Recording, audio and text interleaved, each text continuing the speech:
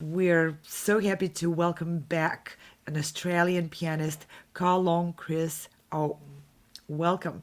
Great pleasure to Chris, have you. hello, lovely to see you. Hi, Chris, Hello, lovely how's to see everyone you doing? again. Thanks for hanging in there, Margaret.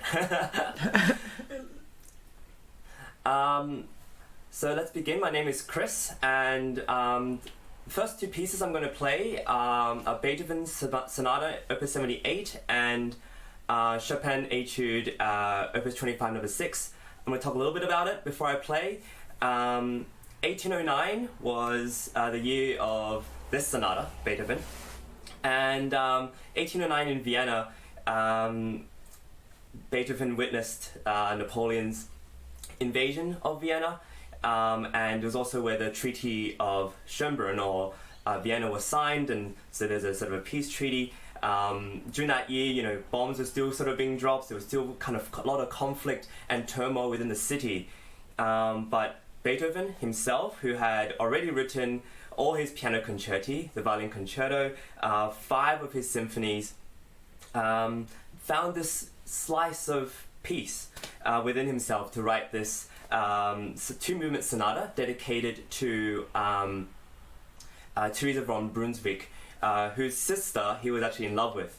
But this Therese got the dedication, and I think it's because of her nature. He always had a big kind of fondness for her, and and then the Chopin Etude is part of the Opus 25 set, and this one is just an amazing piece of music. Chopin revolutionized the etude from just finger exercises to pieces of music, so I hope you feel that, and then I'll talk a little bit about the next pieces after. Thank you.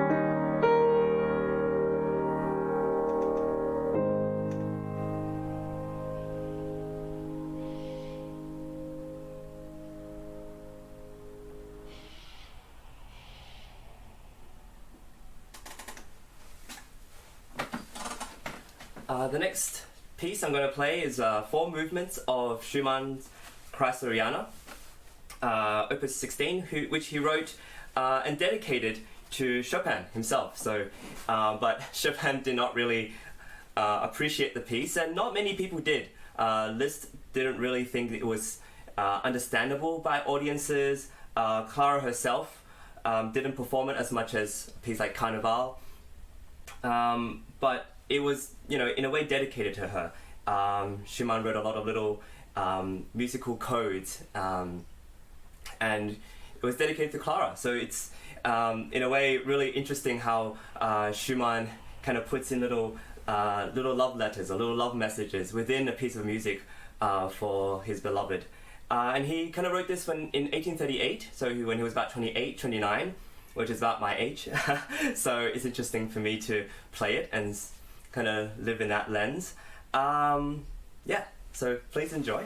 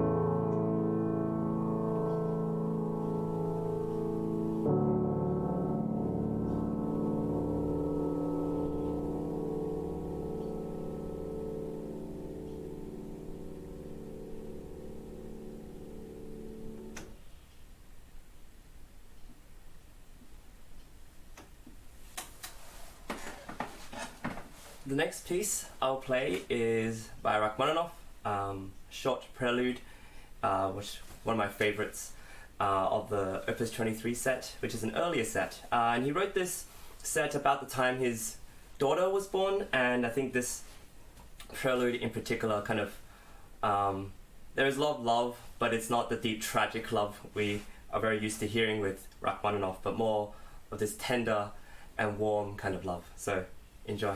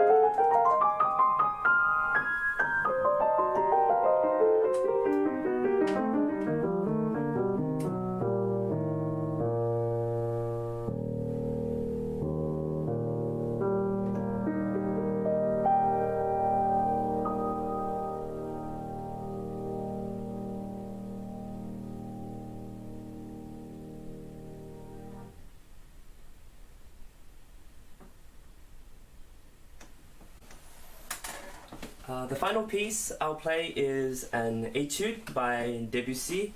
Debussy wrote this in 1915, so First World War had already happened.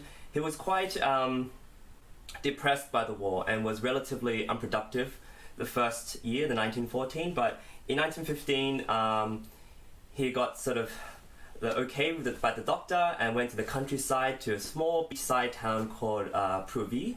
And there he, within 2 months, he finished the whole set, 12 etudes. And it's pretty an amazing piece. And he was written around the same time as the violin sonata and the cello sonata. In fact, the violin sonata was written the year after, or not soon after, actually. And yeah, it's a taste of late Debussy.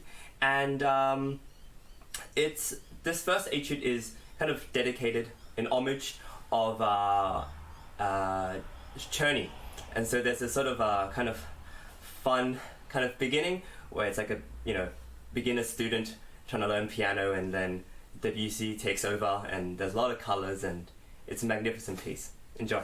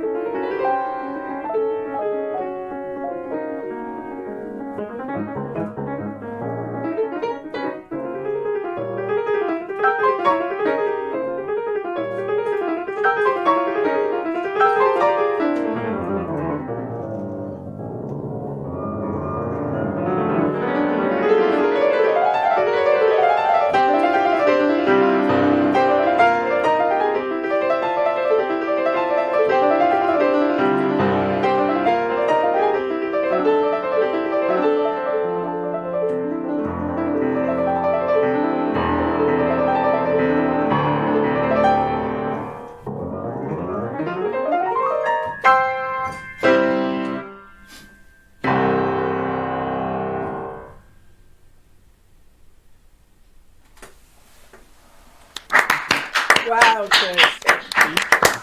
Bravo. Wow, really. Thank you, Chris, so much. Chris, you're getting a standing ovation here. Thank you. I hope you realize. You've heard the program before. You have to hear it again. Sorry. Yeah, this is an incredible program. And what a treat, a full recital. I mean, Daniel and Chris, you gave us such an enormous pleasure. I forgot that we are, Chris, that we are 15 hours apart. Oh, That that's okay. It's my yeah, pleasure. it's Sunday where you are, and probably morning, and Yeah. it's you just immersed me in this incredible program. Oh, Now thank to the you. judges. Yeah. Oh, look at this. They don't even give us a moment to digest our food. Like, why can't I just clap and be done with it? I mean, that's a lot. That was just a lot. Really. Yeah, Chris, I really appreciate it. You spoke between the pieces just to give us a little, like a palate cleanser, because emotionally it's just a lot. Well, yes, you are an ambassador. I can see why you were chosen for this category. You are perfect. I could hear you speak with that Australian accent for hours. You're just a likable person, and Thank I you. have no doubt that you will continue to represent music in a really positive way. You know, you spoke that you were about the same age as Schumann was when he wrote his piece, but you seem a little bit too well adjusted to quite compare yourself. You just seem like a really nice guy. I guess I'm supposed to share something. I guess, again, sorry to repeat myself, and I don't want to come across as so rigid, but I'm all about rhythm. I guess something I'd like you to keep exploring if you haven't yet already is, I've talked so often about the subdivisions on the metronome, especially in Beethoven. I feel like I lost a sense of pulse. It felt a little bit freestyle. And I think if you set your metronome to 16th notes, I'm just going to have you try that. And I feel like you'll discover a lot of things. It fixes a lot of technical problems too, because you'll find yourself being much more efficient with your movements as well. The very end of by the way, thank you for playing the sonata. It's so rarely played, especially in a competition format. The whole program was lovely. I really, really enjoyed it. The end of the first movement, the second movement, when you have the 16th notes, da, da, da, da, da, da, da, da, da. Again, if you set it to 16th notes, you'll discover that it's just continuous 16th notes, right? It's not left, right? One other little thing, I felt like you could wait a little bit more between the first and second. The second movement, I feel it could be a little bit faster. Again, these are just, you're a seasoned artist. Just something. What am I supposed to say about the Chopin? It reveals a lot. You're a very brave guy. So good for you for even playing it. There are so many stories regarding that etude, right? There's one story, I'm not going to name him, but a friend of mine who was a Juilliard alumni, and apparently he's a practical joker, and he put a plastic hand on top of the piano and then he used both hands and just blown away thirds. And then there's this story, I think it was Rubinstein. He explained how do you practice this etude first week, slowly top line, da, da, da, da. Second week, a little faster, da, da, da, da. Next week, bottom, a little slower. Go on like that. And then at the performance, da, da, da, da. So basically, you don't play it, but you did a great job, and I loved your use of the pedal. I liked your pedal generally in all of your playing. I thought it was useful. Wow, Schumann, beautiful piece. He, really was like the John Legend of the time, right? All these love letters to his wife. I really felt, especially the third and fourth movements, you really got warmed up and you did some really beautiful things. Same thing in the Schumann, as well as the Rachmaninoff. I want you to try exploring the smaller note values. I feel like maybe you lead often solely with the melody, and I think you can explore leading more with the inner voices. And this goes for chamber music too. I think the top melody line, it's so much easier and smoother to play if the bottom strings, the bottom line are, it's led by the lower lines. Debussy, all I can say is, starting from your C major scale, you've learned how to play the piano. I've improved a lot since then. So it's really enjoyable. Thank you. I really appreciate your comments. Thank you. Thank you so much. Chris, thanks so much for your playing. This is a huge program, especially to go, with minimal breaks. And as Micah said, I appreciated your interludes and anything I say is with affirmation for you as an artist, and I like the idea of ambassador as well. For whatever it's worth, I'll just offer things in sort of chronological order. My first disclaimer would be, and it feels almost snooty to say something like this, but let's put it this way. I look forward to when you have another instrument to present this on, because I think you would be able to take advantage of a wider range of sound. And there are times that I think my comments may have been influenced by limitations, perhaps by the Kawai. The starting with the Beethoven, something to consider in general, but in this place in particular, this is adagio cantabile, so it's at ease, but it's not largo or grave. And I really think that your conception of this is considerably below adagio, and that actually makes it harder to have cantabile too. So I'll just offer that and say I would look at that in really throughout the Beethoven literature and think about the various criteria that help you to choose tempi like that. Adagios are often played on the too slow side, I often think. I thought your tempo in the allegro is really good, the ma non troppo. In a couple of things I wrote is in the development, be careful of your inflection. This happened a couple times through the program, but sometimes you might kick releases, or like in the main, a curious thing happened when you played the repeat. In the main theme of the octaves, they felt vertical the first time. And then on the repeat, it was much better. It was almost like you were warming more to your own instrument. Something I often found also to consider was about phrase centers. So that's all tied in with inflection. Sometimes the way that you're interpreting the markings of Beethoven in particular, but also some of the other composers, like you might go to there's a quarter note slur before there's a half note sforzando. So you might go dee da da, and I wonder if in fact that actually goes dee da da. So you're still getting the agogic for the sforzando, but you're not making it a separate event. That happened in the Schumann a few times too. Like you would separate something that I felt the composer was actually leading us to. So something you can consider about that. Another thing to beware of, I think, for my taste, is what I call rubato mannerisms. And so a place where this would show up, there's a couple of them, but I'll give you examples and you can see where you might apply them. In the recap of the Beethoven, you do something personal at the high thing when you're making the transition to E major, ya da da dee da da da da da da da. But when you play the repeat, it sounded exactly the same. And so you're already doing something that's sort of special. So then it becomes premeditated, which means it leads us towards being like it's predictable. So anything you can do to avoid that, I highly, highly encourage you to watch out for bottom mannerisms. And in the last movement, I just thought I had a tad sensation of effort. And so I would do some really fast sort of, we call it going to the factory work, some really, bada, doing more short group practice. I share a connection with Micah to working with Leon Fleischer extensively. So being all about rhythm actually is as well, although I'm thinking more of the macro rhythm and then how you, I love how Mr. Fleischer would tell us that the secret of rhythmic playing is to play as late as possible while still playing in time. And so I think if you can do that in your practice too, including those places I was talking about earlier to propel us forward and know where your real phrase centers are, it's going to be that much more compelling. And again, in case you needed this is all in the backdrop that you are a very talented and worthy artist. Your Chopin, by the way, I could empathize with. I thought it was really quite good. And I admired your cascading thirds. I've always struggled with the second ones that come down, the dee-da, dee-da, dee-da, dee-da. The ones, my hands just don't want to go in there, but you nailed almost all of them, so bravo.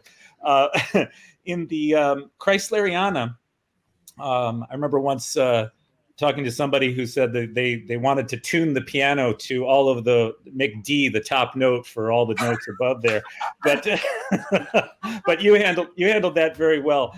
I wrote something about pedaling and releases, and there were times that I thought you could explore more with partial pedals in this and some of the other pieces, but I thought it might be related to your piano at some places.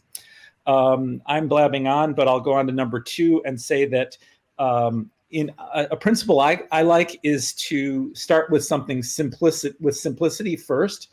And when you have a piece that's actually 10 to 11 minutes long, which number 2 is, you came out and gave us quite a bit of rubato in the opening phrase. And then sometimes you do it the same way. Dee da dee da. No, dee da dee da. No, I think you went dee da dee da dee da dee da da. Then it might do it the same way. It's like, I think you might want to think about how those hairpins are. And if you come out simpler the first time, which curiously you did it more simply sometimes later, I thought you might do that the first time and then you have a journey to unfold that's not, because you can. I'm not saying this is what I thought, but you could be accused of it being self-indulgent if you're not careful. I worry about that. Thank you. So, but in that really nice voicing in the tenor voice before the first intermezzo, right before the first intermezzo was another one of those spots where you did one of those abrupt stops before the arrival. So you could check that in the score. Yeah. And then I just thought the intermezzo 1, for example, could be more playful. There was more Florestan energy that I thought you could exploit. And the something about just what is the meaning of hairpins, I think, could be a whole other topic. But I'm sure somebody wants to pull me off with I'm going to get the hook soon. So just vocal inflection versus the metric hierarchy, I think, is something you should consider more. Number 3 and 4, I agree with Micah that they were, I found them more compelling as well, partly for the reasons I stated earlier about number 2. At Noch Schneller, Schumann does write with pedal there, and I thought that was another example of where you could experiment with partial pedals.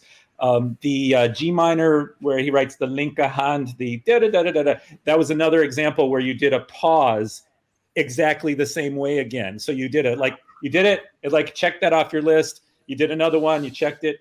So if you can find a way to do more proportional accelerando and ritardando, I think it'll come out more naturally and simply in the end. And then you're telling a story that's more continuous and less sort of intellectual, I guess. Okay, I promise my rest of my comments are short, everybody. Rachmaninoff 23, number 6 is, for my taste, I thought it needed to be more legato. It could be much more fluid vocal inflection. You did better with that, I thought, before, but I feel like I would go back to playing with the octaves with 2 hands as beautifully as you possibly can, and then play it and match that sound so that it doesn't get that sort of octave technique feeling. And that is a uniquely weird piece in Rachmaninoff's output, I think, because it's a 4-page prelude, and the climax is on the 2nd page. Yeah. and the rest of it's all falling action. But in fact, I didn't feel satisfied by that climax because you actually pushed all the way through it, and it was like that's the place that I thought it could expand and really blossom there, and then you could take us to the end. And again, there were possibilities for partial pedals there as well. And very, very short on the Debussy, I thought it was well played. I thought maybe take a few more chances. I mean, he does write sagement, wisely.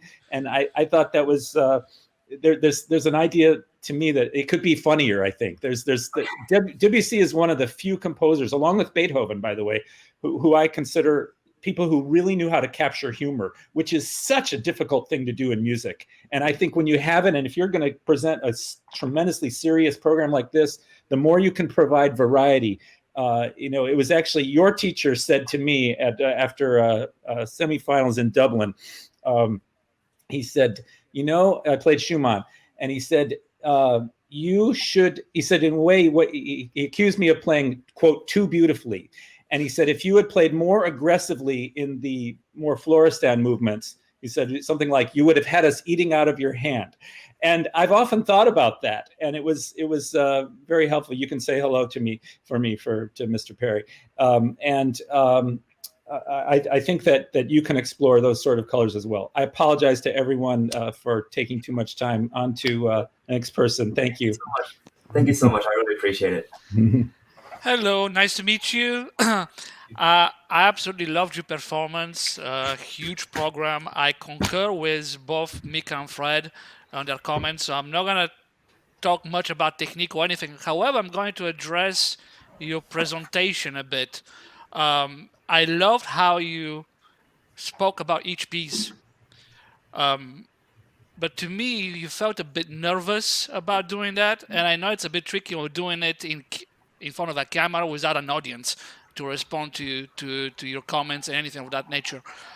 One thing I would like to encourage you to do is to check out a book called Lessons with Kumi.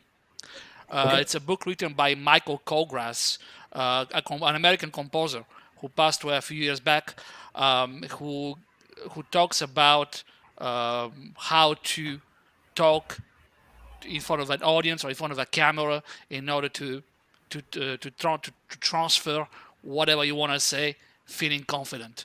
Okay. From my point of view, it felt just a bit